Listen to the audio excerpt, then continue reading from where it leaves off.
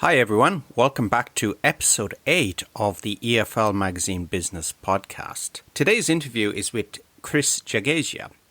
Kris talks about building a thriving ESL software company, Off2Class.com. Kris discusses how he got started in entrepreneurship, how, along with his partners, he bootstrapped his enterprise and gained profitability.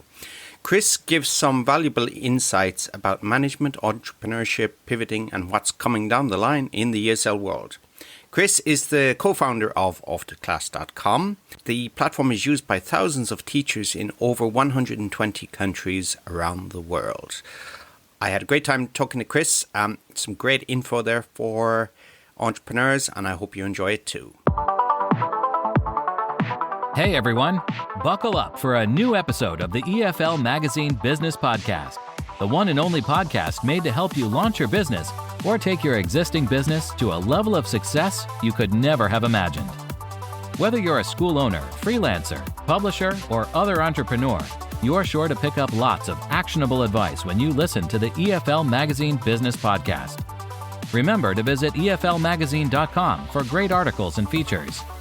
Without further ado, here's your host, the founder of EFL Magazine, Philip Pound.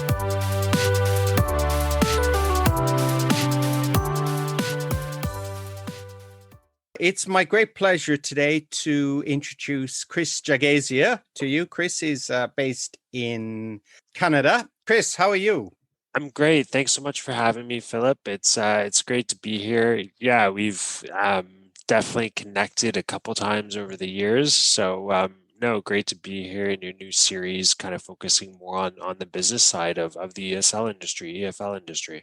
Yeah, thanks, Kris. It's been 5 years now. I mean, things go so quickly, don't they? And I think I did a conference, an online conference about 5 years ago, and I posted it on social media recently, and people were like, "Wow, that's 5 years ago already." So, yeah, that's the time flies. It's been. Someone asked me when did we start Off2Class, and I had to check, and apparently it was 2013, and apparently it's 2021 now. So yeah, it's one of those things. In one way, it's like a lifetime, and then it's like a blink of an eye, isn't it?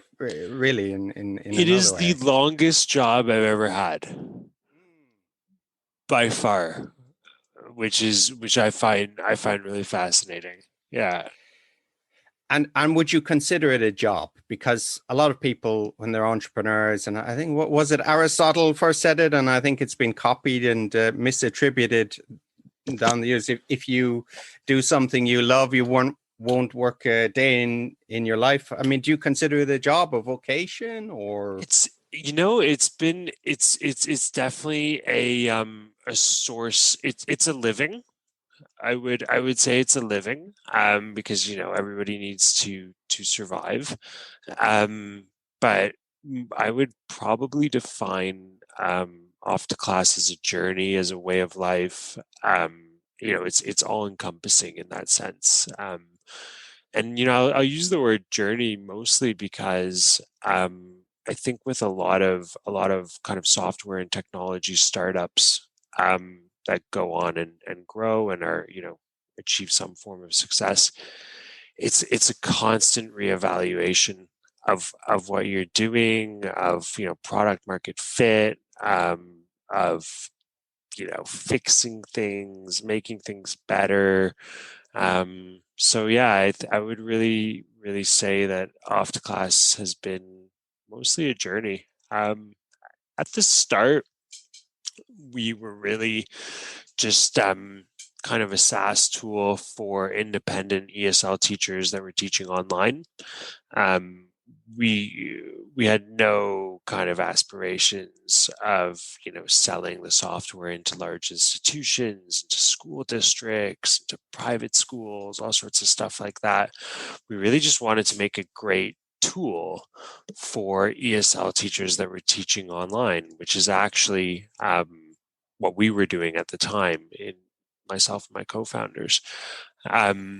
So yeah, we just wanted to make an awesome tool. We were teaching online. There wasn't a lot of good content for a video conference classroom, so we wanted to kind of bring a lot of the content we were making into an easy software tool.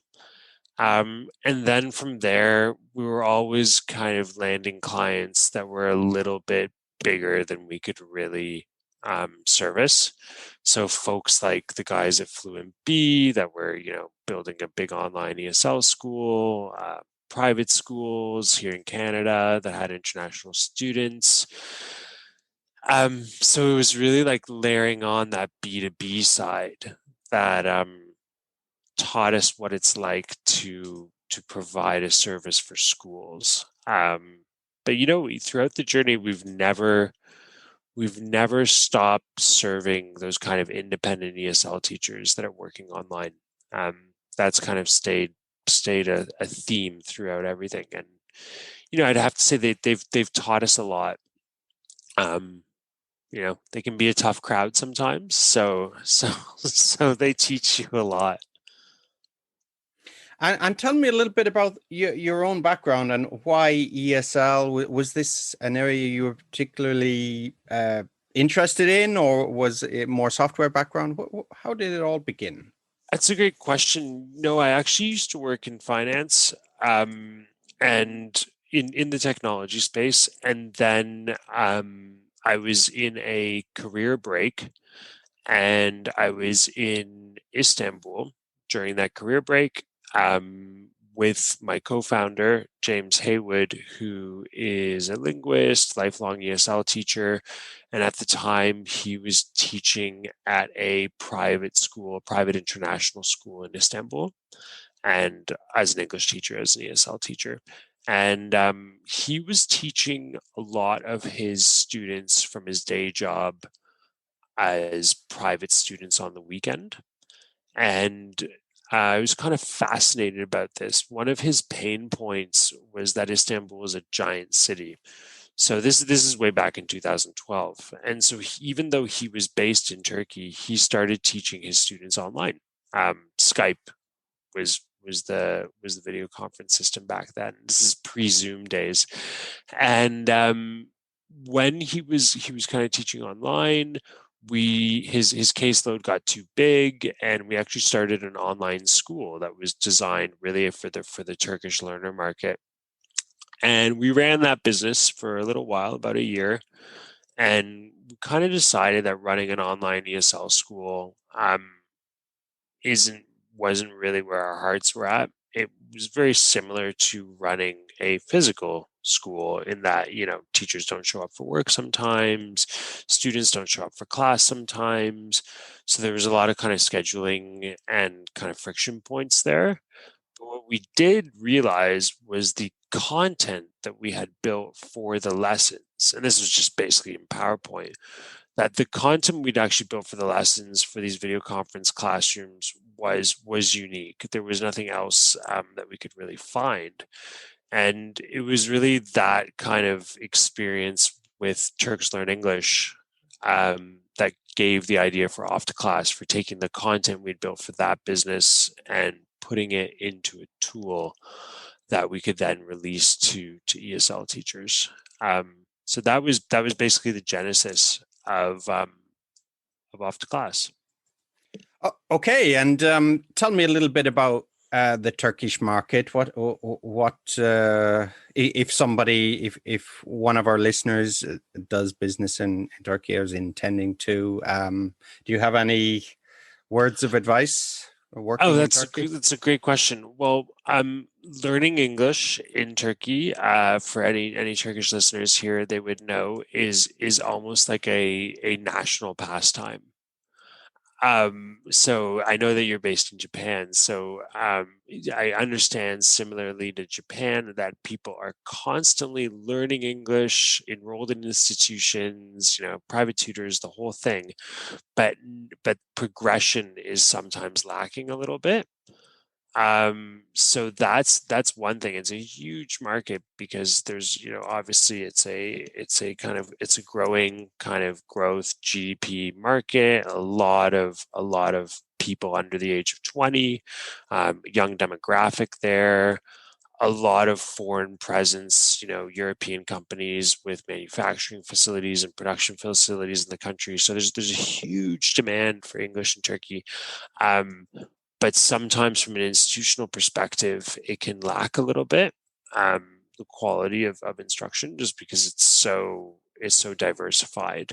So no, I think Turkey's a fantastic market to explore. Off2Class, we've long worked with, private ESL tutors working in Turkey.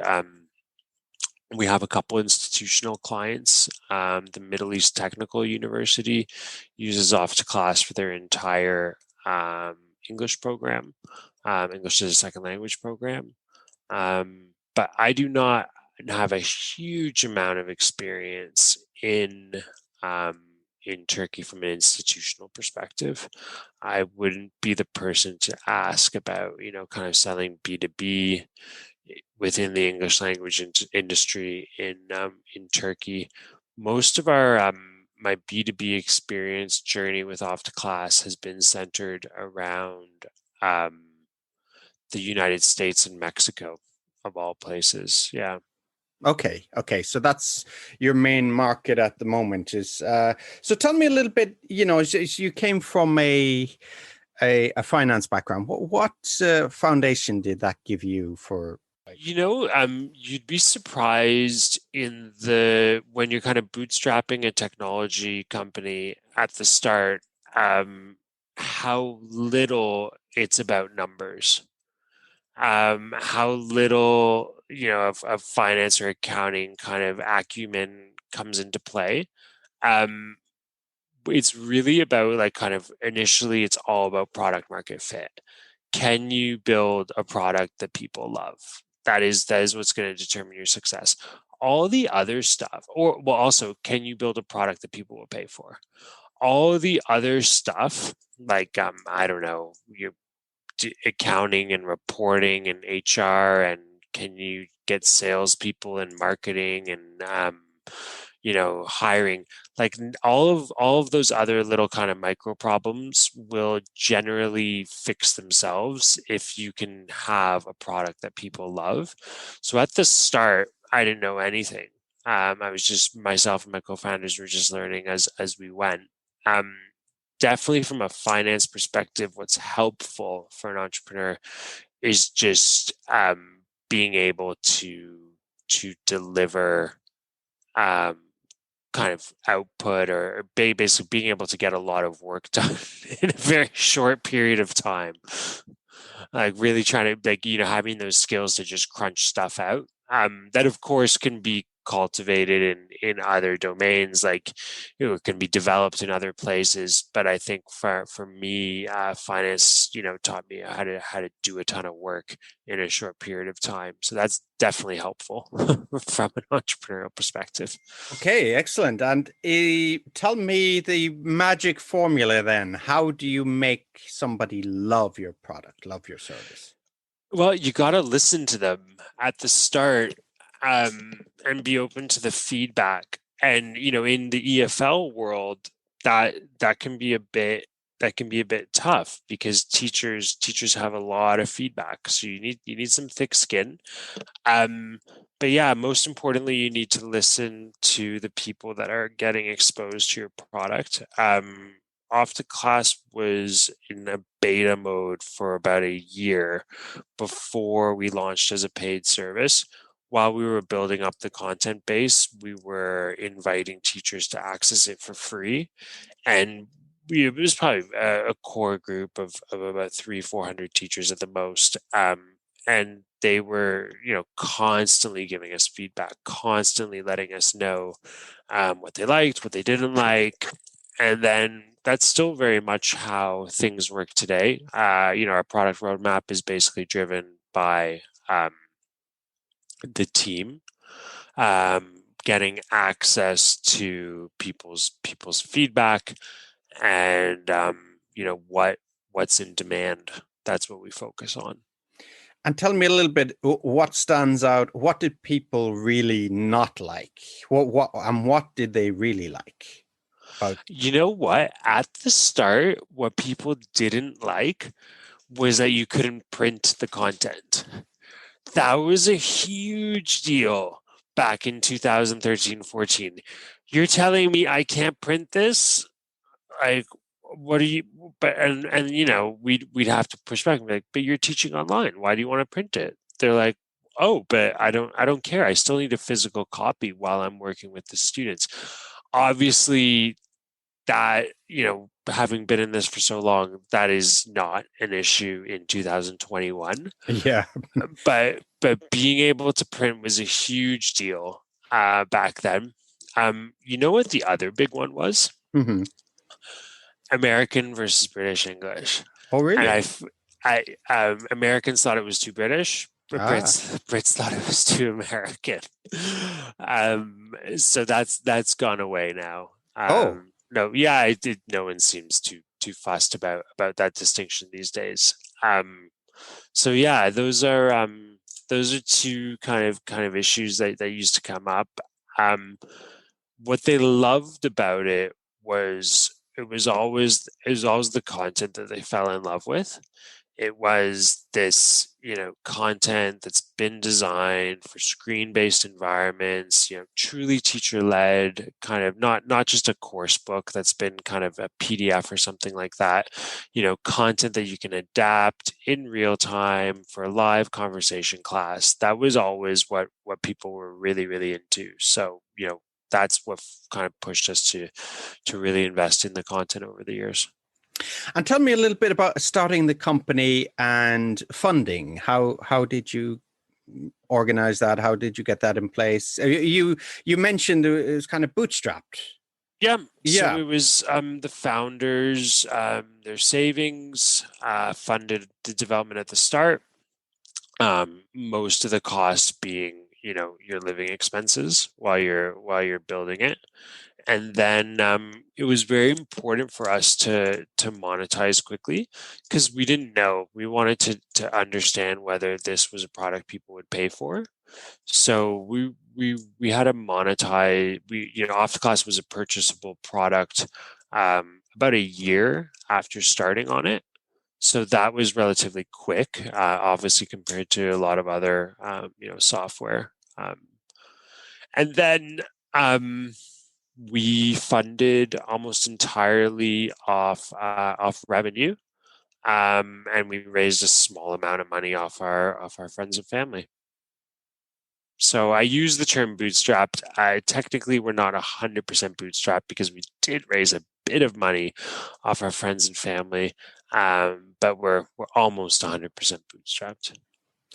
And tell me a little bit about risk. So when you started out, what you presumably worked for, what was a bank or some financial institution? It was Right? it was actually Deloitte and Touche corporate Oh, finance, so okay. kind of finance type stuff, and then a sovereign wealth fund in Abu Dhabi. So yeah, there was a significant drop in Mm, pay. I'm sure. Absolutely, yeah. You know, and the funny thing is now, after being there was a point, like let's call it like 4 or 5 years into Off2Class, or maybe 3 years into Off2Class, and I was talking to my co-founder James, and I said, I don't even know what job I'd be able to go back to. Like there is a point of no return, right? Where you're kind of stuck. Like this is it, right? Because if I was to go back, maybe now I could get a job at some other software company or something and run their sales team. I don't even know.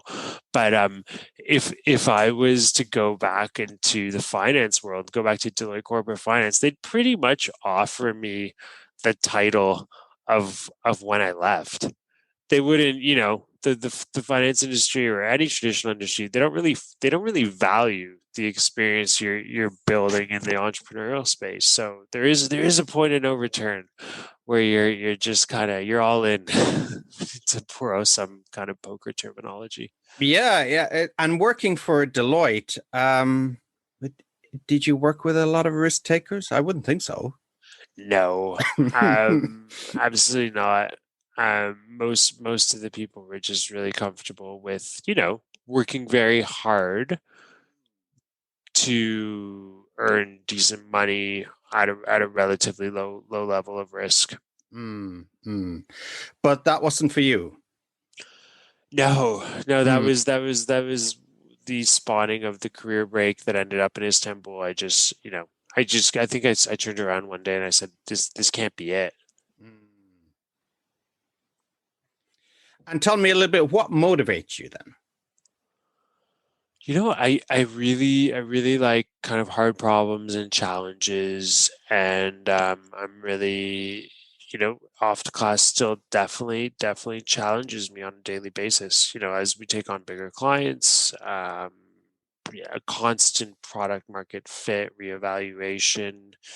Obviously, COVID has been, a massive kind of era of digital transformation that has increased, the demand across the board for Off2Class's services. But, there's been a lot of pivoting or micro pivoting throughout, if I think back to March of last year, we've had to adjust things as we've gone along.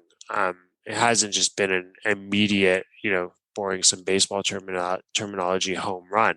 Um, we had to we had to kind of, roll with the punches a little bit. So, daily challenges, daily kind of excitement. Still what I like, still what I enjoy at Off2Class. And tell me about COVID. Obviously, it has been good for your business. If COVID is good for anything, it's ill wind. Uh, Yeah. yeah, how has your business? So it's interesting. At the start, um, we did work with a number of traditional private language institutes in English speaking countries. So really that kind of travel English segment. And at the start of the pandemic, there was a couple big conversations that had been going on for many months with several private language institutes. For example, the New College Group in the UK, NCG, people like OHLA in the US, where we were already in relatively advanced stages of talking about, utilizing Off2Class for online lessons at those private language institutes. And so those conversations accelerated extremely quickly. Uh, but then for everybody else that we weren't able to kind of move with quickly last March, everything kind of died in that segment. So there was a refocusing effort by us to repivot to, okay, so it's not private language institutes obviously right now that we're going to focus on. And so we started really focusing on our B2C segment again, which obviously was doing very well, independent online teachers, as well as US public school districts, very much needed an Off2Class like solution for their kind of, they call them ELL population. And then private K-12, as well as institutions we work with in Mexico. So yeah, it's just been a matter of still being nimble enough to kind of to adjust. And tell me about the percentage of your users. You say B2C, B2B, let's say individuals and companies or school districts. Yeah, What's kind of breakdown there? it's almost 50-50. Oh, oh, okay. Yeah, it continues to be almost 50-50. And what's the particular challenges of dealing with B2C versus B2B and vice versa? Well, B2C, they make relatively quick purchasing decisions, so that's great. Um, but they are obviously smaller tickets with almost the same proportion of support requirements as a larger B2B institution. So being able to serve or service, such a large volume of customers is challenging at times. But we use a lot of kind of community-led initiatives. The Off2Class kind of community is great. We've got a Facebook group, and our biggest fans tend to answer a lot of support and type questions for us, which is great. over the last summer, we launched a free account. So that really increased, a lot more folks were coming to Off2Class to use it for free. And that obviously increased the amount of kind of customer support. So then we had to kind of make another one of those micro pivots where, we're really amping up our Facebook community to kind of help us out on stuff like that. And then on the B2B side, it's obviously much longer purchasing decisions that you have to kind of just accept, and then you get a lot more institutional stuff where it's all about how do I roster 1,000 students or something, or how do I set up all these classes, and what's the scope and sequence of this group versus that group, and how do I measure progress, and how do I a lot of those things that if you would have asked me in 2013, we had no idea about any of that. So that's encouraging for listeners, for entrepreneurs. And you talked about difficulty and the joy of, finding things out, the joy of learning new things. Tell me a little bit about that journey, about building your skill set, and, come from a finance background. Now you have to deal with IT, customer service, sales.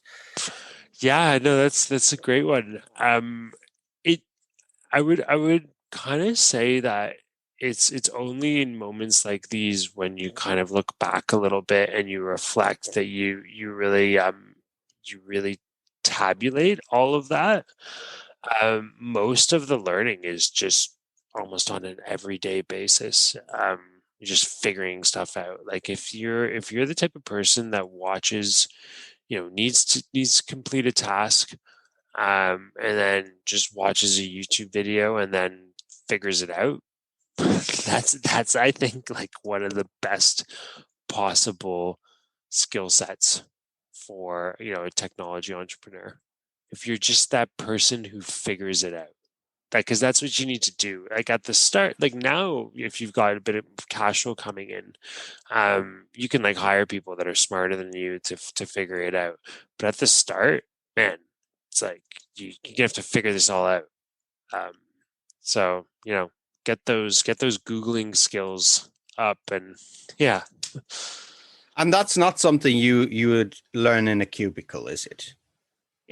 You know what? Actually, in fairness to my that's cubicle, I generalize there, but yeah. Yeah, no, in fairness to my cubicle days, that there was a lot of a partner would come in and say, all right, we're pitching to someone in the forestry industry or something, build me a presentation that makes us look smart about forestry, and you go and see what you can find on the shared drive, and then you kind of just like hack it together. And by the way, I need it by tomorrow morning. So that is a good kind of breeding ground for developing some of those skills.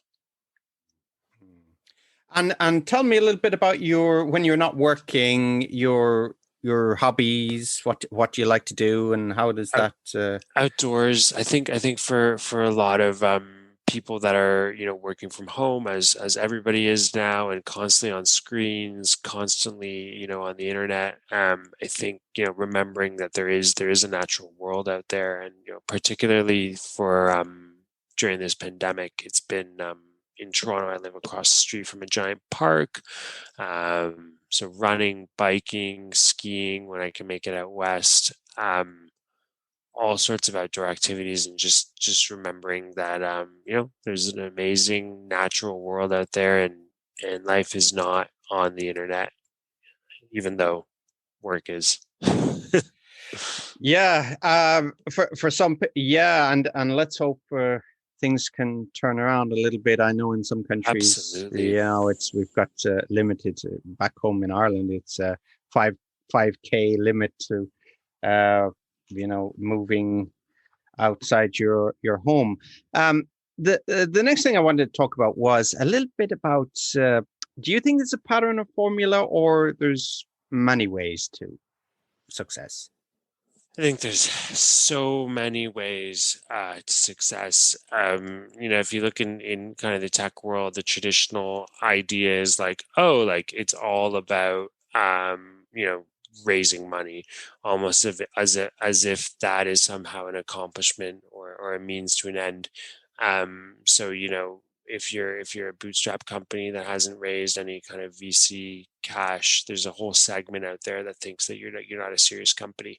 um, Whereas, there's so many different ways to kind of achieve things. And I think if you're super committed to the idea and the space you're working on, in this case, education, um, if you're super committed and you're kind of the person who's not going to just jump around to different ideas, there's absolutely no reason that any business venture can be your life's work. And kind of having that mindset, being in it for the long term, I think is an important one.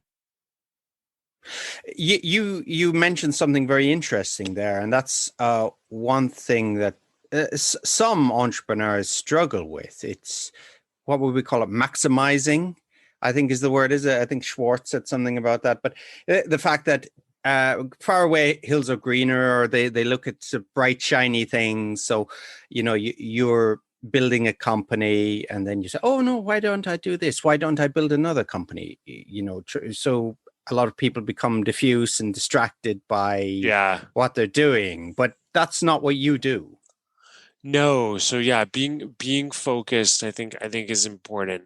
I definitely, building a product market fit with, building a product that people love is a full-time job, at least until you get there. I don't know what there is, but until you get somewhere, until you've got something that people love, that is a full-time job. Let me kind of attest to that. And what is you've already said you don't know what the answer is, but I'm going to ask you anyway. Success. How do you define that? It's such a relative term. Sometimes I think this is so unsuccessful. But then other times, like times like this, when we look back, I think like, oh yeah, Off2Class is successful. I think it really depends, but working on something you love, having people using a product that you built, having people say nice things about a product you built, making a bit of a difference in student outcomes. Those are just some of the kind of basics, I would say. And you've touched on also the satisfaction you get from, Totally. yeah. Building something you love, working on something you love, working on something you created with your team, all of that. And what would you recommend as regards books? What kind of books have you read? What could you recommend to our listeners who are I starting have out, or not. maybe? I'm brutal. I got nothing. Oh, really? I do not read business books, entrepreneur books, anything like that. I'm a big fan of evolutionary biology. So any of the Jared Diamond books, I can go into kind of deep detail about those. Also a fan of Yuval Harari, and then a bunch of other lesser known ones. But yeah, I got nothing on entrepreneurial kind of authors. But if you want to talk evolutionary biology, I'm your guy. Tell me about your journey of scaling the business. It started with you and your partner. Where did it go from there, and how did you Yeah, build? so it was me, James Haywood, and Serdar Jevar when we were living in Istanbul, and then we started to bring on some kind of key first employees. One of them's name is Chris Rush, um, and then yeah, from there we're about 16 people right now. and growing and hiring. So there's a plug if anybody particularly is looking for a job, get in Who touch. are you hiring for at the moment? You can. Mostly developers. Mm-hmm. So if there's any kind of software developers out there that are really interested in kind of, coding the future of language learning, send me an email, Kris, Kris, at off2class.com. There's the entrepreneur, always a salesman. Yeah, sure. You have to be. Always be closing, isn't that right? Exactly. And yeah, I know what I would say, big lessons learned from us is that as you scale, it becomes all about hiring and managing your employees and building a team. And that was a huge lesson for us where, it was one thing to be kind of founder led and everybody in the tent is a founder. That's one thing. Then pivoting to being employee led is a whole other thing. And we just we didn't know anything about that. But the good news is you can learn about that as you go. And tell me about management. How did you find management of staff, and what would you say your management style is? Do you have a? Yeah, I'm pretty direct. But I would say no, motivating and managing employees was actually one of the hardest things. I didn't really have any experience in that. So yeah, no, I would say the style is pretty direct and honest, but also fair. And I think I guess it's kind of an old cliche, but you definitely want to hire people that are smarter than you. Or else you're just hiring yourself. And you definitely want diversity. You want different ideas coming in. You don't just want to hire a bunch of kind of replicas of the founders, because then you get into kind of tunnel vision and echo chamber type stuff. You really want to bring in people that are better than you and that are different than you. So how do you know who to hire?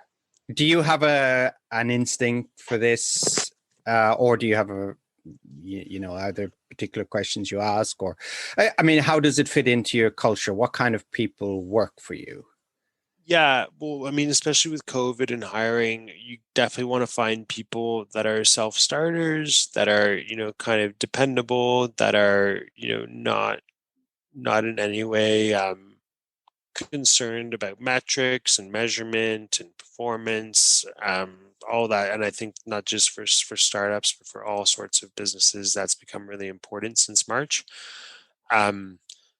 So that I would say is core, like really people that get what it's like to work independently online from home, that type of thing. And then building an online culture, employee culture, has been another one of those pivots since March. We have daily team scrums just for 10 minutes. Everybody checks in online on Zoom, kind of announces what they're working on that day, and really focuses on if they need anything from anybody else.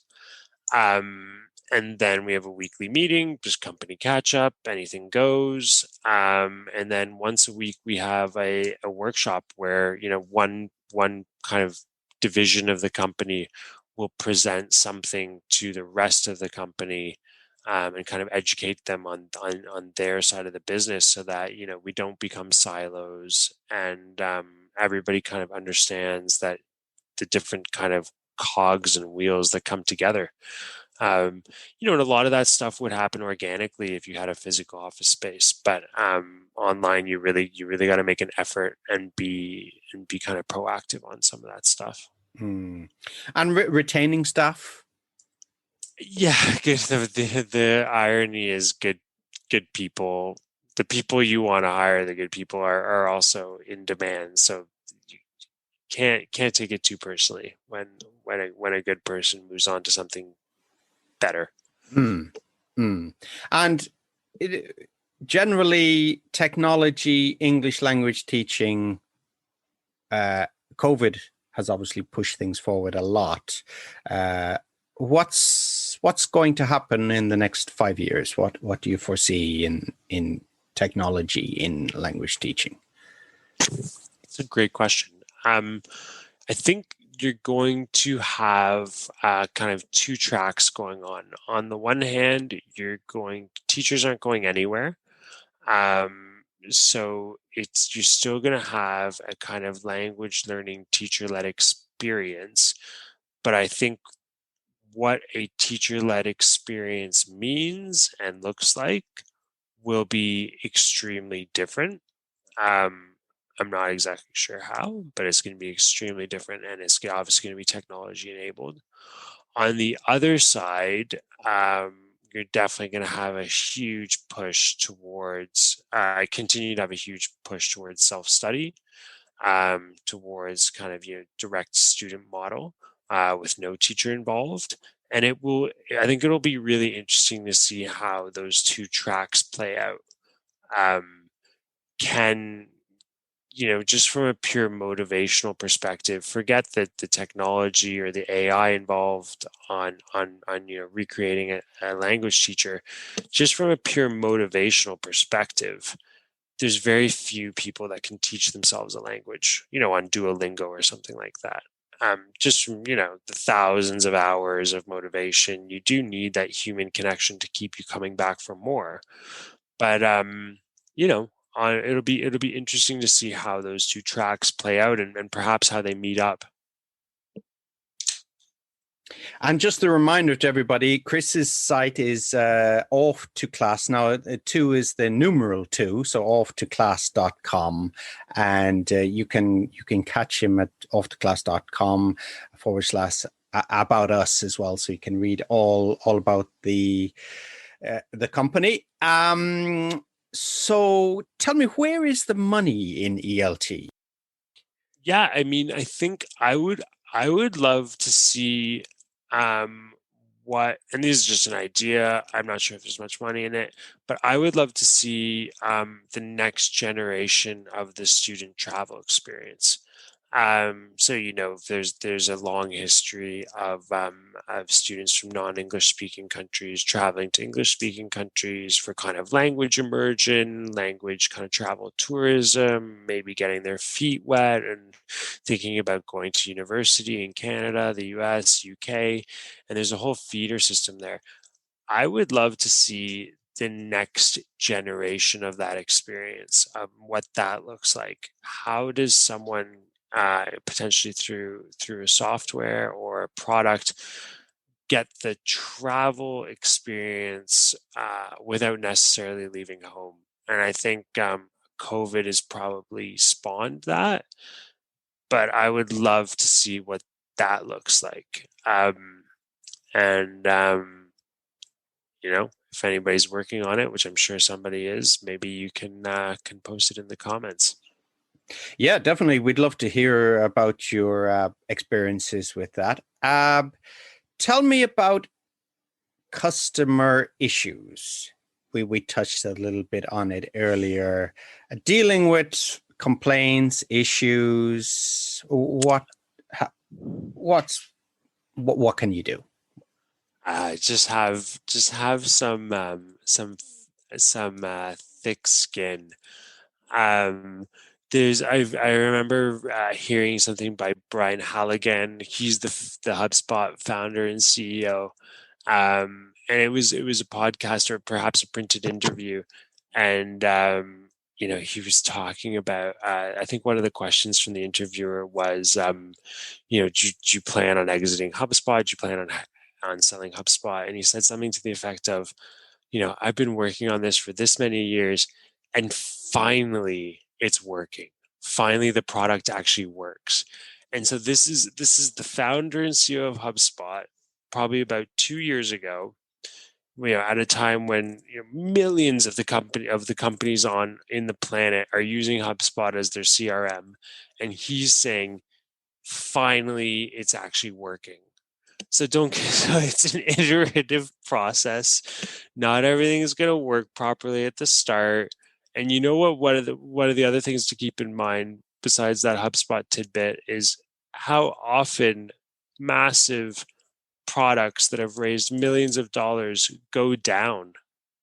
and are offline. Like, we use Intercom, we use G Suite, we use, a lot of these really big, fat SaaS software kind of companies, and you'd be surprised how often their their sites go down.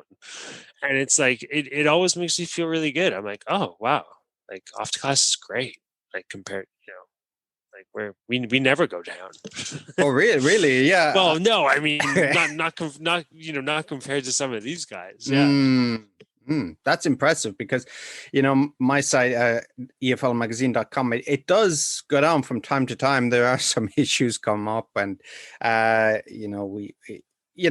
does happen, and it is stressful. But when you say that, and even YouTube went down a There few you months go. ago, didn't it? So yeah, it happens to everybody. But what you said about Halligan, the HubSpot founder, was really interesting. It reminds me of a story about Pablo Casals, the world famous cellist. I think he was in his 90s, and he was practicing, and he practiced for hours every day. And somebody said, "Mr. Casals, like, why are you practicing?" And he said, "I think I'm getting better."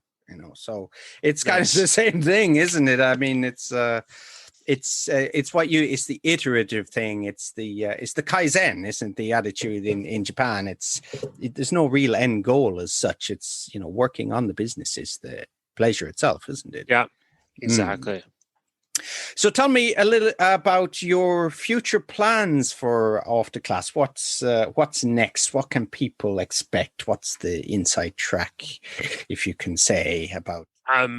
Yeah, we released our kind of assessments module, so we're really going to build on kind of tracking students and delivering, that kind of data layer information back to teachers so that they can, save time doing working with their students, and so that we can continue kind of on our mission of saving time for teachers.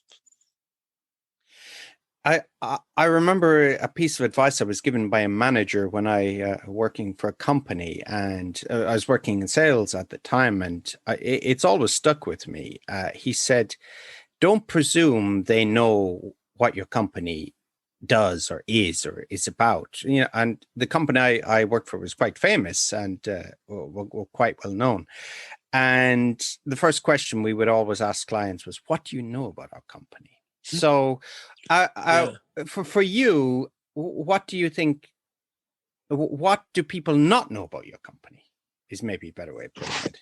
Yeah, well, I would assume that a lot of the folks listening don't know anything about us. So maybe I'll just start from the beginning about what we are. So yeah, we're a SaaS tool for English as a second language teachers. We combine kind of teacher-led lessons with homework, assessments, placement test, all into a kind of teacher-led SaaS tool. And what I would say is perhaps a lot of people might not really know, like, okay, that's great. It's just a tool for teachers, but kind of what guides us. And one of the main things that guides us is saving teachers time.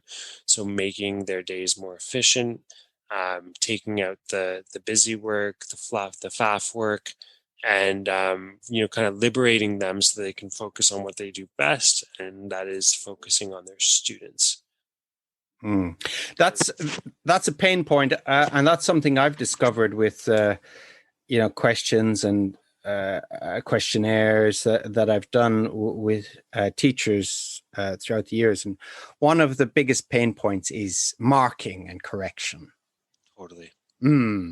Is that number one, would you say, for Mark? And I would say even one more above that, lesson planning.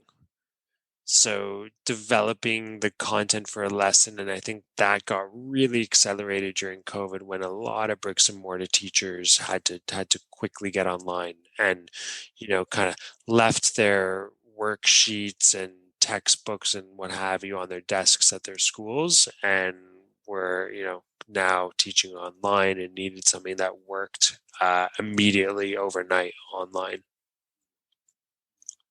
And the content for a bricks and mortar classroom, is fundamentally quite different for what you need in a video conference classroom. And I think that's where Off2Class really comes in for a lot of teachers. What mistakes have you made that you wouldn't like to see others make? Be be a bit careful on hiring at the beginning. You might not know a lot about hiring, but what you should know is just take your time and do your kind of checks and balances. And so yeah, be really, really prudent on your first hires, because those will define the kind of culture that you've got going forward. Yeah, I think, and potentially getting a bit quicker on sales and marketing, a bit faster, probably would have been good for us. And for those who don't have a background in sales, and maybe a lot of our listeners would come from a teaching background, and they maybe feel a little bit uncomfortable doing sales. And I think my experience of meeting former teachers or entrepreneurs, they don't want to be too salesy, too pushy. I agree. It's kind of funny, right? The whole world it's funny that people perceive, and this was something I learned a lot about. It's funny that people perceive sales as kind of sleazy, even though every single company, every single company, every single NGO, every single charity, even government, if you didn't have salespeople, you wouldn't have those organizations.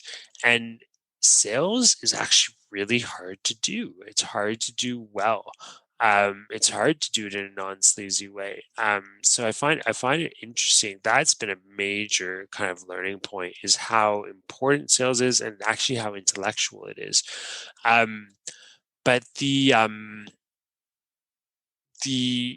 when you're selling a product that you really believe in, that you've built, and that is valuable, it's not sleazy at all. Basically, what I tell new sales reps when they start with us is they spend most of their time learning the product at the start. And as long as they fall in love with the product, they're able to then go kind of represent it in a really kind of authentic and non-sleazy manner. It's we're not selling snake oil. I tell them, if you ever feel like you're kind of selling snake oil, then stop and send me a message and let's talk about that. No, your mission is, you've got an amazing product. A ton of people out there could benefit from it, and it is your job to get that benefit out to these people. Excellent. And if you kind of stick with that, it's not sleazy, and it's you're just trying to identify people that you meet. If they've got a problem, potentially we have a solution, and just showing that kind of problem solution fit. So, Kris, it's been fantastic talking to you. I learned a lot today, and I really hope our listeners will too. And I'm sure they can get in touch with you if they have any other questions. You're on Twitter, Facebook? Absolutely. What's the best way to? Yeah. Twitter's a great one, at Off2Class. Facebook as well. We've got quite an awesome online community. So at the top of our Facebook page, facebook.com/Off2Class, there's a link to our Facebook group. It's great for teachers, but also for entrepreneurs. You can come over and learn from our community. And I can be reached at Kris, Kris, at Off2Class, OFF2class.com. And for any teachers or school owners out there that want to come check out what we're up to, you just go to Off2Class.com, and there's a big button that lets you set up a free account. Great. And that reminds me, I think you sent an invite to join the group, which I will do. I've been kind of steering clear of Facebook and all these places over the past few months because of the news, not just COVID, but the country below you and the country to the east of Ireland. There's a lot of British and American news, which is kind of depressing. So stay away from social media as much as possible when not for work. That's my experience of the past few months. Well, those are great. Those are great parting words for 2021, especially with the events of the last couple of weeks. So, no, thank you so much for having me, Philip, and thanks everybody for listening. And please get in touch. Would love to hear from everyone. Great. Thank you very much, Kris. Take care, Philip. Bye-bye.